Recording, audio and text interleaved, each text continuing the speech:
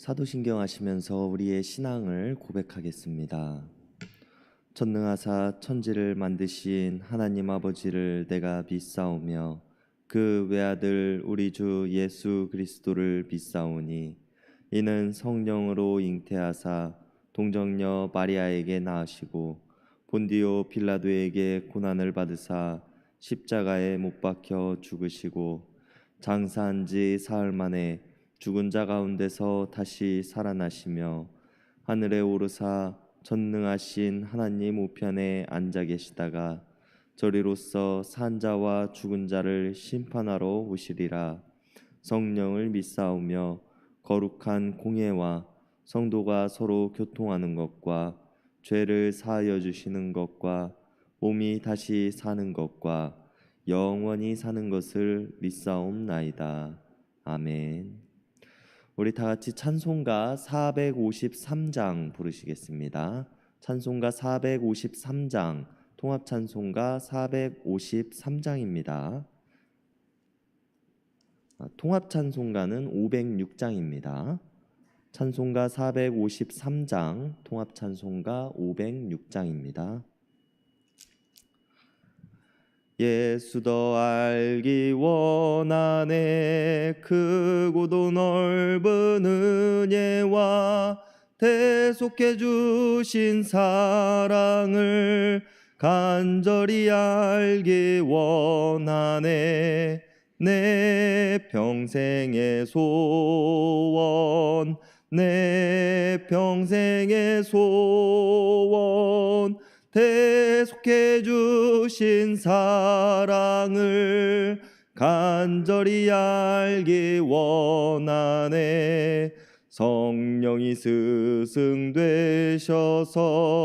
진리를 가르치시고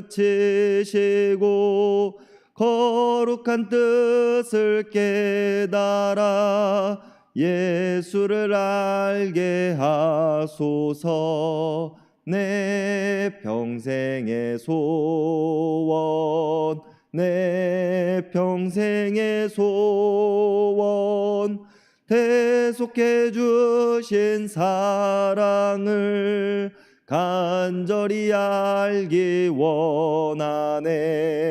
성령의 감화 받아서 하나님 말씀 배우니 그 말씀 한절한절이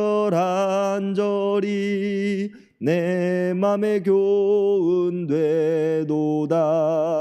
내 평생의 소원, 내 평생의 소원, 대속해 주신 사랑을 간절히 알기 원하네.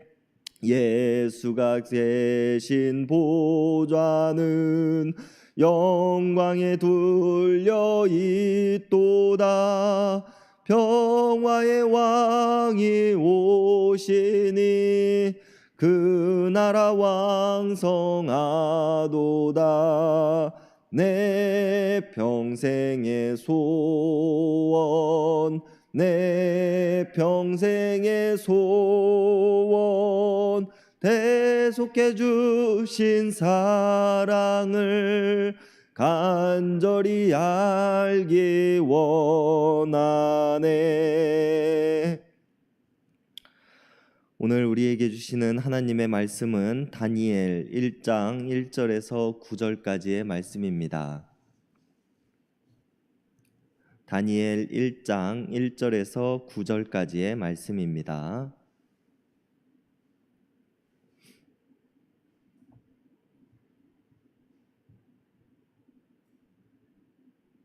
우리 한 절씩 교독하시겠습니다. 유다 왕 여호야김이 다스린 지 3년이 되는 해에 바벨론 왕 느부갓네살이 예루살렘에 이르러 성을 에워쌌더니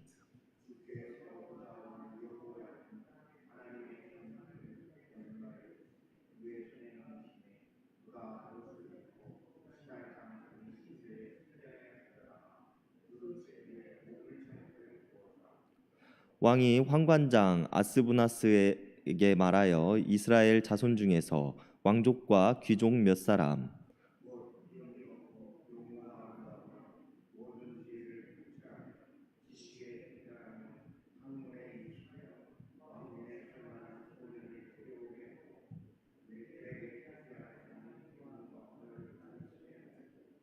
또 왕이 지정하여 그들에게 왕의 음식과 그가 마시는 포도주에서 날마다 쓸 것을 주어 3년을 기르게 하였으니 그 후에 그들은 왕 앞에 서게 될 것이라.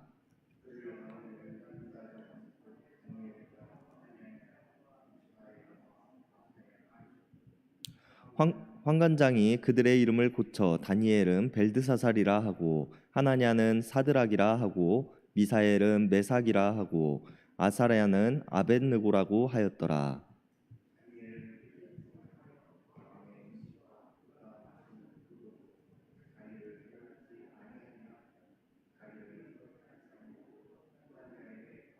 다 같이 읽으시겠습니다. 하나님이 다니엘로 하여금 환관장에게 은혜와 긍휼을 얻게 하신지라. 아멘. 오늘부터 우리가 살펴보게 되는 다니엘서는 남유다의 바벨론 포로기를 배경으로 다니엘이라는 인물을 통해서 그가 겪은 여러 사건들이 기록되어져 있는 책입니다. 그러나 다니엘서는 어떠한 사건들만을 위주로 다루고 있는 책은 아닌데요. 다니엘서를 크게 두 부분으로 나누어서 우리는 볼 수 있습니다. 다니엘서의 1장에서부터 6장까지는 다니엘이 바벨론의 포로로 있으면서 겪었던 사건들을 위주로 이야기를 하고 있으며 7장에서부터 12장까지는 다니엘을 통해 하나님께서 들려주시는 이야기들이 위주로 담겨져 있습니다. 다니엘은 우리들에게 하나님을 믿는 믿음을 위해서라면 자신의 목숨도 아끼지 않았던 사람으로 잘 알려져 있습니다. 그리고 그런 믿음을 가진 다니엘을 하나님께서는 지키시고 보호하셨으며 귀한 일을 하는데 사용하셨다는 것 또한 우리들은 잘 알고 있습니다. 그렇기에 우리는 오늘부터 시작하는 다니엘서를 통해서 낯선 땅에 포로로 끌려가 자신의 믿음을 버릴 것에 대해서 강요당하는 상황에서 다니엘이 우리들에게 보여준 믿음을 통해 우리가 하나님을 믿는 믿음이란 어떠한 것인가에 대해서 생각해 볼 수 있는 시간들이 되었으면 좋겠습니다. 오늘 본문의 시작은 바벨론의 왕 느부갓네살이 예루살렘을 포위하고 남유다를 멸망시키는 데에서부터 시작합니다. 시대상으로 보면 우리가 얼마 전 새벽 예배 시간에 나누었던 예레미야서의 뒷이야기로도 볼 수 있습니다. 바벨론에 의해 나라가 멸망당하고 수많은 사람들이 포로로 끌려간 이후의 시대를 이야기하고 있는 것입니다. 2절을 보면 하나님께서는 유다 왕 여호야김과 하나님의 전에서 사용하는 그릇 얼마를 느부갓네살의 손에 넘기셨다고 이야기를 합니다. 그리고 느부갓네살은 하나님의 전에 그릇을 가져다가 자신의 땅, 자신들이 믿는 신전에 가져다가 보물창고에 넣었습니다. 이처럼 남유다는 하나님의 뜻에 따라 자신들의 재물들을 바벨론에게 빼앗겼을 뿐 아니라 수많은 사람들도 포로로 바벨론 땅에 끌려가게 됩니다. 그리고 바벨론의 사람들은 남유다의 포로들 가운데서 왕족과 귀족 몇 사람을 뽑게 되는데 용모가 좋고 지혜가 있으며 학문에 익숙한 소년들이라는 기준을 두고 뽑게 됩니다. 그리고 그들로 하여금 자신들의 학문과 언어를 가르쳤으며 왕이 마시는 음식과 왕이 마시는 포도주를 먹고 마시게 하였다고 성경은 이야기를 합니다. 그리고 그들을 가르치는 것을 마치고 난 후 그들을 왕 앞에 세워 왕이 하는 일들을 돌보게 시키고자 하였습니다. 왜 바벨론의 통치자들은 자신들의 민족들을 가지고 가르치고 익혀서 왕을 돌보는 일을 시키지 않았을까 하는 의문이 드는 것은 사실입니다. 이러한 바벨론의 의문이 가는 행동에는 그 이유가 있었습니다. 바벨론은 무력으로 남유다를 쓰러뜨렸습니다. 그리고 다른 많은 나라들 또한 무력으로 무너뜨렸습니다. 남유다를 폐허로 만들었으며 그 사람들을 잡아와 자신들의 노예로 삼았습니다. 그러나 이것들은 단순히 힘으로 그들을 정복하였을 뿐이었습니다. 힘이라는 것은 작아질 수도 있는 것이며 그 힘이 작아졌을 때에는 자신들이 무력으로 정복한 땅들이 반란을 일으키거나 해방을 원하게 될 때에 그들을 막을 수가 없게 됩니다. 그렇기 때문에 자신들에게 포로로 잡혀온 이들을 문화와 교육, 종교 등을 자신들과 동일시하여서 포로된 민족들의 정체성을 말살시키려는 의도가 있었다고 생각해 볼 수 있습니다. 그리고 그 시작은 포로로 잡혀온 각 나라의 왕족과 귀족들이었으며 지혜가 있으며 학문에 익숙하고 용모가 좋은 사람들이었다는 것입니다. 바벨론은 왕족 또는 귀족이라는 위치를 이용하였으며 그들의 지혜를 가지고 자신들 나라의 이익을 위해 사용하고자 하였던 것입니다. 그리고 남유다의 사람들 중에서 다니엘과 하냐냐와 미사엘과 아사랴가 뽑히게 되었습니다. 이들은 바벨론의 의도대로 바벨론을 위한 교육을 받게 되었으며 자신들의 이름을 바벨론식의 이름으로 바꾸게 됩니다. 이런 다니엘에게 있어서 첫 번째 선택의 순간이 다가오게 되는데요. 8절의 말씀입니다. 다니엘은 뜻을 정하여 왕의 음식과 그가 마시는 포도주로 자기를 더럽히지 아니하리라 하고, 오늘 성경에는 다니엘이 먹게 될 음식들이 어떠한 음식인지에 대해서는 자세하게 기록되어져 있지 않지만 다니엘은 그 음식을 먹게 되면 자신이 더럽혀질 것이라고 생각을 했습니다. 이러한 것들을 근거로 본다면 아마도 율법을 통해 하나님께서 말씀하셨던 먹어서는 안 되는 음식들이 있지는 않았을까, 또는 당시 음식들이 대다수가 자신들의 신들에게 바쳤던 음식들을 가지고 와서 먹었던 풍습들이 있었다는 것을 본다면 바벨론의 신들에게 제사를 지내고 나온 음식이었을 가능성도 매우 높습니다. 많은 사람들이 아무런 거리낌 없이 왕이 주는 좋은 음식과 좋은 교육들을 받아들이고 먹고 마실 때에 다니엘은 그것들을 거부하는 모습을 보여주고 있는 것입니다. 이것은 바벨론이 그토록 원하던 다른 민족들의 지도자가 될 사람들을 자신들의 사람으로 만들고자 하였던 의도와는 전혀 다른 모습으로 다니엘은 보여주고 있는 것입니다. 7절에서 이야기를 하고 있는 것처럼 바벨론은 다니엘과 그 세 친구의 이름을 바벨론식으로 바꾸어 가면서 그들을 자신들과 동화시키기를 원했습니다. 그러나 바로 그 뒤 8절에서 다니엘은 그들이 먹는 음식을 거부함을 통해서 바벨론의 사람들에게 이렇게 말하고 있는지도 모르겠습니다. 너희들이 나를 무엇이라고 부르던 나는 하나님의 사람이야 라고 말입니다. 우리는 이러한 다니엘의 모습을 통해서 우리가 지켜야 할 중심이 무엇인지에 대해서 생각해 볼 수 있습니다.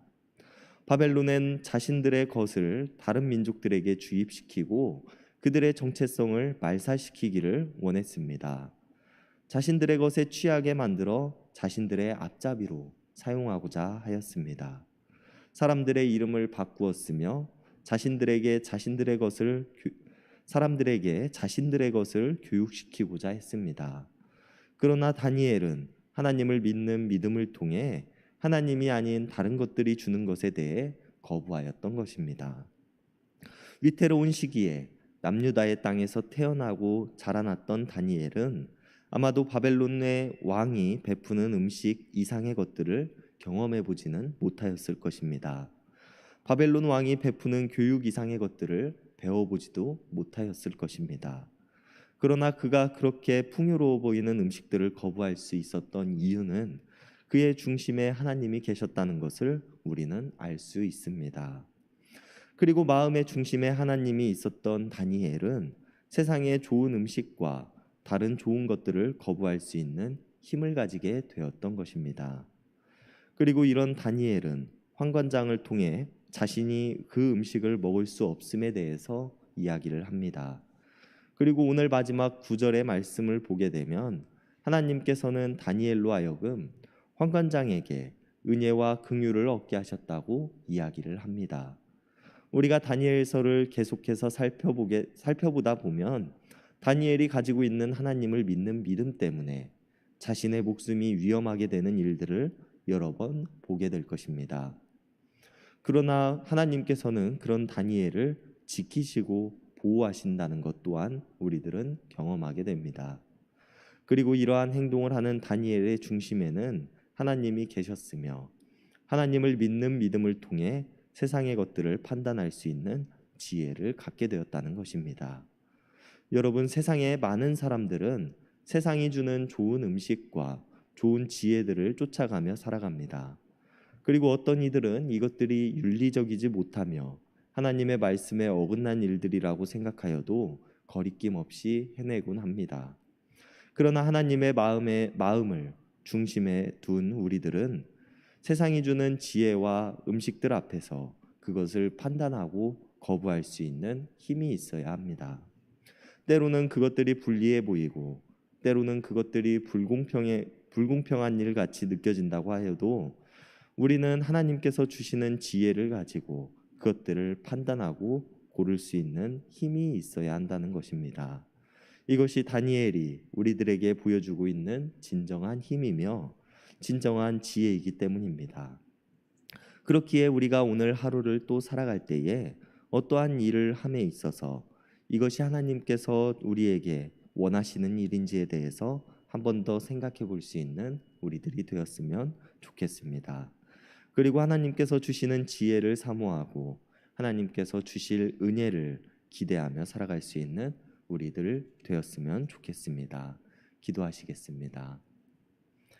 하나님, 감사합니다. 오늘 새벽 시간 우리들을 한자리에 모으시고 대면 예배를 통해 또 온라인 예배를 통해 함께 하나님께 예배하게 하시니 감사합니다. 하나님, 우리는 때로는 세상이 주는 지혜와 세상이 주는 음식들을 탐하기도 하고 그곳에 빠져 살아가기도 합니다. 우리들이 하나님께서 주시는 지혜를 사모하게 하시고 다니엘과 같이 부정한 것들을 판단할 수 있는 지혜를 주시며 거부할 수 있는 용기를 허락하여 주시옵소서. 오늘 말씀을 통하여 우리가 하나님을 중심에 두며 판단하며 선택할 수 있는 자들이 되게 하여 주시옵소서. 하나님, 사랑하는 가족을 떠나보내는 아픔의 시간을 보내는 가정이 있습니다. 우리가 영생을 사모하는 사람들로서 헤어짐의 아픔을 넘어 다시 만날 기쁨을 기대할 수 있도록 도와주시고 그들의 어려움과 슬픔을 아시는 하나님께서 그들의 눈물을 닦아주시고 위로하여 주시옵소서. 시험을 준비하는 가정들 잘 준비해 나갈 수 있도록 도와주시고 건강으로 어려움을 겪는 가정들이 있다면 치료하여 주시옵소서. 추수감사주의를 준비하는 우리들이 몸과 마음으로 하나님께 감사할 수 있는 시간이 되게 하시고 진정한 기쁨으로 나아갈 수 있도록 도와주시옵소서. 사랑의 예수님의 이름 받들어 간절히 기도드렸습니다. 아멘. 이 시간 우리가 우리 개인을 위한 기도, 이웃을 위한 기도, 교회를 위한 기도, 세상을 위한 기도하는 시간 갖도록 하겠습니다.